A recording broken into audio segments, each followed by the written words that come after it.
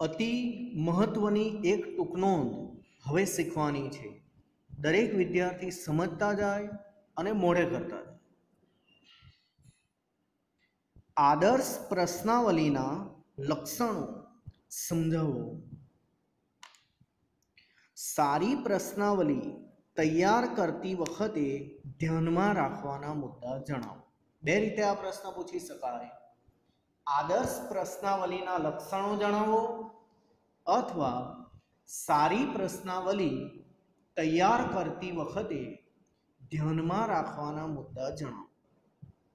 एवुं कहेवा मांगे कि तमे जे प्रश्नावली तैयार करो छो ए आदर्श प्रश्नावली केवी रीते तैयार करी शकाय, तमे शुं ध्यान राखशो। जे रीते आदर्श विद्यार्थीना लक्षण आवे। आदर्श विद्यार्थीनुं पहेलुं लक्षण के रोजे रोज शाळा अने ट्यूशन में जाए। बीजू लक्षण शाळा अने ट्यूशन में ध्यान आपीने भणे। त्रीजू लक्षण जे कंई चलाववामां आवे ए रोजनु रोज घरे जईने वांचे। चौथुं लक्षण जेटली पण परीक्षा लेवामां आवे ते बराबर आपे। पांचमुं लक्षण ते बधा ज साधनो पुस्तको बॉलपेन वगैरे लईने जाय, कोई पासे मांगतो नथी। छठ्ठुं लक्षण ते दरेक शिक्षकोने विद्यार्थीओने आदर सन्मान आपीने सभ्यताथी तेनी साथे वर्ते। छठ्ठुं लक्षण ते शाळामां करवामां आवती इतर प्रवृत्ति वगैरेमां पण भाग ले। सातमुं लक्षण ते कोईनी साथे पण अव्यवहार करतो नथी अने व्यवस्थित रीते पोताना भणवा तरफ ज ध्यान आपतो जाय छे। आ बधा आदर्श विद्यार्थीना लक्षण कहेवाय आने आदर्श विद्यार्थी कहेवाय। ते ज प्रकारे आदर्श प्रश्नावली कोने कहेवाय ए विषे जरा जाणीए। सौथी पहेला तो मुद्दा मोढे करी दईए। शीर्षक पछी चार मुद्दा एक साथे ध्यानथी। प्रश्नोनी संख्या, प्रश्नोनी भाषा, प्रश्ननो क्रम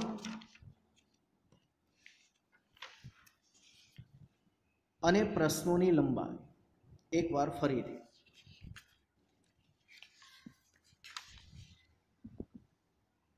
शीर्षक, प्रश्नोनी संख्या, प्रश्नोनी भाषा, प्रश्ननो क्रम, प्रश्नोनी संख्या, प्रश्नोनी भाषा, प्रश्ननो क्रम, प्रश्नोनी लंबाई। गोपनीयता अने गणतरी। गोपनीयता गणतरी एक बार याद करिए। शीर्षक, प्रश्नों की संख्या, प्रश्नों की भाषा, प्रश्नों क्रम, प्रश्नों की लंबाई। पहलू याद रखवानुं, पछी चार साथ थे, पछी बीजा बे। गोपनीयता गणतरी, गोपनीयता गणतरी। एक बार फरीथी। शीर्षक, प्रश्नों की संख्या, प्रश्नों की भाषा, प्रश्नों क्रम, प्रश्नों की लंबाई, गोपनीयता गणतरी। थियरी मैं तमने आपेली ज छे, एमांथी वांचीने समजवानो प्रयत्न करवानो। 1 થી 10 ધોરણમાં આપણે કંઈ જ વાંચ્યું નથી। મેં તમને આગળ પણ કહેલું અને ફરી પાછો કહું, હવેથી તમારે વાંચવાની ટેવ વિકસાવવી પડશે। એટલે ધીમે ધીમે વાંચતા જવાનું। 5-10 મિનિટથી શરૂઆત કરીને પણ તમે વાંચવાની ટેવ વિકસાવો। પહેલો મુદ્દો શીર્ષક। પ્રશ્નાવલીને યોગ્ય શીર્ષક આપવું જોઈએ જેથી માહિતી આપનારને અભ્યાસના હેતુ અંગે સ્પષ્ટ ખ્યાલ મળી રહે। આજે કાગળ તમે તૈયાર કર્યું છે, પ્રશ્નાવલી તૈયાર કરી છે અને યોગ્ય શીર્ષક આપવું જોઈએ। જેમ કે આપણે શીર્ષક આપેલું એડમિશન ફોર્મ। આ શેનું કાગળ છે? એડમિશન ફોર્મ છે। આ શેનું કાગળ છે? બેંકમાં ખાતું ખોલાવવાનું કાગળ છે। આ શેનું કાગળ છે? શાળામાં પ્રવેશ મેળવવાનો છે। આ શેનું કાગળ છે? આવકનો દાખલો મેળવવા માટેનું ફોર્મ છે। આમ દરેક વખતે ઉપર શીર્ષક આપવું જોઈએ। પ્રશ્નાવલીને યોગ્ય શીર્ષક આપવું જોઈએ જેથી માહિતી આપનારને અભ્યાસના હેતુ અંગે સ્પષ્ટ ખ્યાલ મળી રહે। હજુ એકવાર, પ્રશ્નાવલીને યોગ્ય શીર્ષક આપવું જોઈએ જેથી માહિતી આપનારને પ્રશ્નાવલીના હેતુ અંગે યોગ્ય માહિતી મળી રહે. બીજું, પ્રશ્નોની સંખ્યા પહેલા ટૂંકમાં સમજાવી દઉં. પ્રશ્નોની સંખ્યા બને તેટલી ઓછી હોવી જોઈએ, મર્યાદિત હોવી જોઈએ. અતિ વધારે પ્રશ્નો પૂછવા ન જોઈએ. માપની હોવી જોઈએ, ઓછી મર્યાદિત હોવી જોઈએ. પ્રશ્નોની સંખ્યા શક્ય બને તેટલી ઓછી હોવી જોઈએ. ઓછા પ્રશ્નો હોય તો માહિતી આપનાર પાસેથી પ્રતિસાદ સારો મળે છે.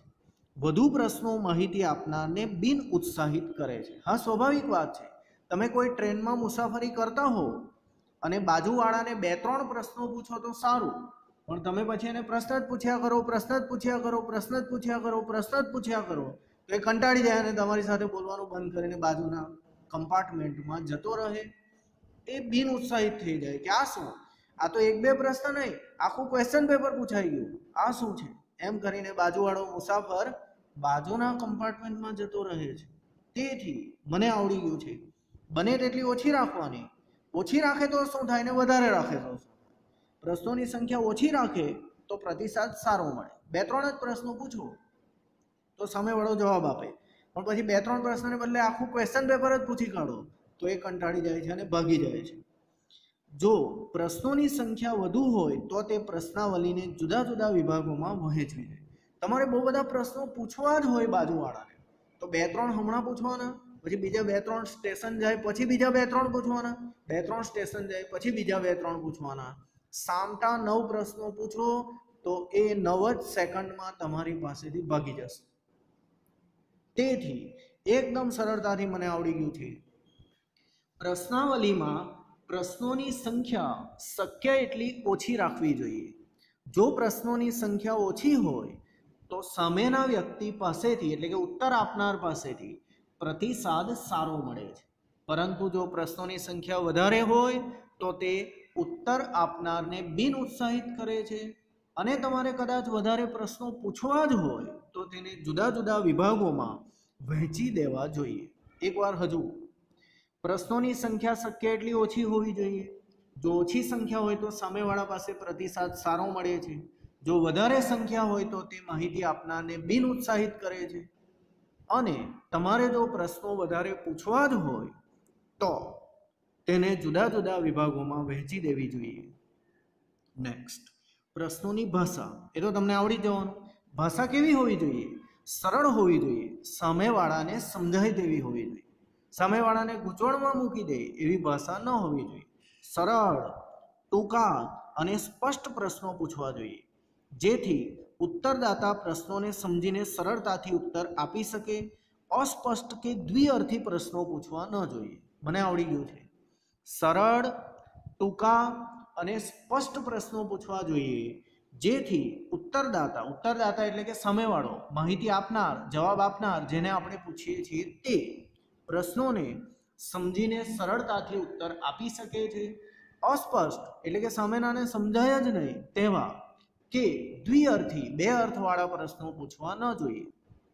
પાછો એકવાર, સરળ, સ્પષ્ટ અને ટૂંકા પ્રશ્નો પૂછવા જોઈએ, જેથી માહિતી આપનાર પ્રશ્નોને બરાબર સમજીને ઉત્તર આપી શકે. અસ્પષ્ટ કે દ્વિઅર્થી પ્રશ્નો પૂછવા ન જોઈએ. હજુ એકવાર, ટૂંકા, સ્પષ્ટ અને સરળ પ્રશ્નો પૂછવા જોઈએ, જેથી ઉત્તરદાતા પ્રશ્નોને બરાબર સમજીને ઉત્તર આપી શકે. અસ્પષ્ટ કે દ્વિઅર્થી પ્રશ્નો પૂછવા ન જોઈએ.